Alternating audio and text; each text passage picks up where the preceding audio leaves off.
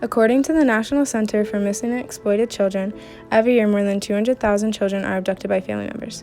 An additional 58,000 are taken by non-relatives with primarily sexual motives, with about 74% of victims of non-family child abductions being girls.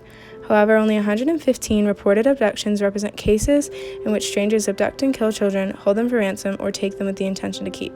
At the end of 2017, the Bureau's National Crime Information Center missing persons file contained more than 32,000 records of children under the age of 18. It is calculated that every 40 seconds in the United States, a child becomes missing or is abducted. At a global standpoint, the amount of children reporting missing annually is estimated at 1,984 in Jamaica, 20,000 in Australia, 20,000 in Spain, 45,000 in Russia, 45,288 in Canada, 96,000 in India, 100,000 in Germany, 112,853 in the United Kingdom, 460,000 in the United States.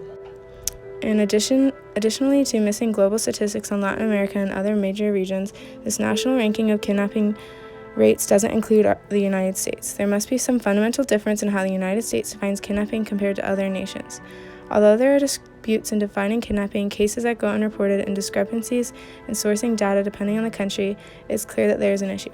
So where is the movement? Foundations such as the Family Advocacy Outreach Network, the Global Missing Children Network, and the National Coalition to Prevent Child Sexual Abuse and Exploitation, among others, make efforts to outreach missing, exploited, and endangered children.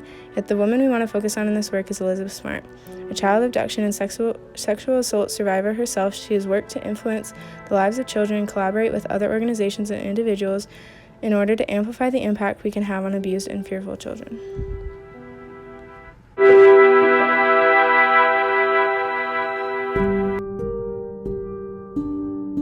Elizabeth Smart was 14 years old when she woke up in bed with a strange man holding a knife to her neck, threatening to kill her and her family. This man, Brian David Mitchell, called himself Emmanuel and met Elizabeth in downtown Salt Lake City while she was shopping with her mother. Elizabeth's family offered Mitchell a job to help him earn some money. They let him work on the roof of their house. It was 7 months after letting him work on their house that he kidnapped Elizabeth. He climbed through the kitchen window that had been left a crack open to clear the smell of burnt food that still lingered in the air.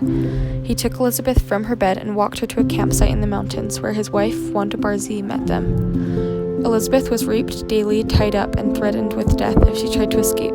She was found by the police 9 months later in Sandy, Utah.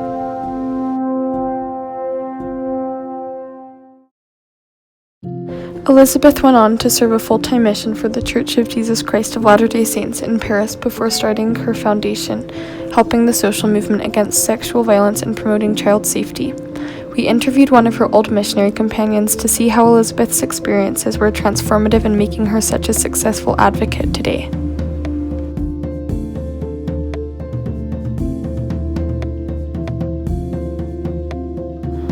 Yes, Elizabeth shared her experiences with me. She opened up after we had been companions for a little while on our mission.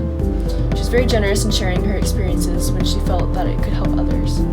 We often would teach investigators a few lessons, and then when she felt comfortable with them and felt that they really needed a spiritual experience, she was happy to share everything that she learned. I never felt the atonement taught and shown so clearly as I have when I was serving with her. She was a great example of moving on and moving forward. Elizabeth called her story her wild card. And when we were teaching sometimes, she would say, "I think we need to share the wild card."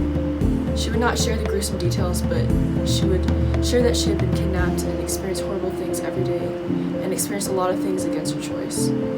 I would recommend that you read the transcript of her legal trial. She was asked in detail everything that happened there, and I know that was very hard for her to testify on the stand, but she did a great job. She was a very powerful missionary. Because of her experiences, she knew what it meant for things to be hard. And so a mission was never hard for her because she experienced things so much harder.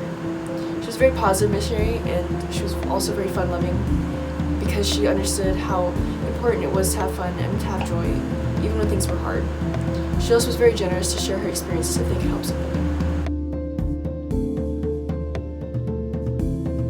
I think the Elizabeth Smart Foundation is successful because of the life Elizabeth leads.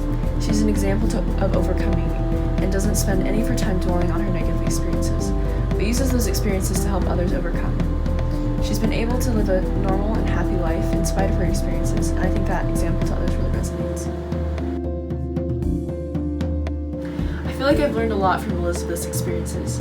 I feel like it's impacted how I am as a mother and how I want to teach my children. I want to teach them that hard things are coming no matter what, but the gospel gives us tools to overcome everything. And our attitude is more important than our experiences, and there's always ways to bless others' lives. In light of the horrible tragedy that the Smart family endured, Elizabeth and her father decided to begin the Elizabeth Smart Foundation. Their goal was, and still is, to stop these catastrophes from happening to any other children. They promote recovery, advocacy, and prevention resources for victims and their families. The foundation is focused around children in Nepal who were caught in vulnerable states after a major natural disaster. Due to the massive earthquake in 2015, predators were freely taking advantage of the local children. Elizabeth's parents first flew out to Nepal to assess the situation, and what they found was worse than they had ever expected. On top of these predatory issues, these children's family lives were not much better. Children, girls in particular, were often being neglected, abandoned, or even sold.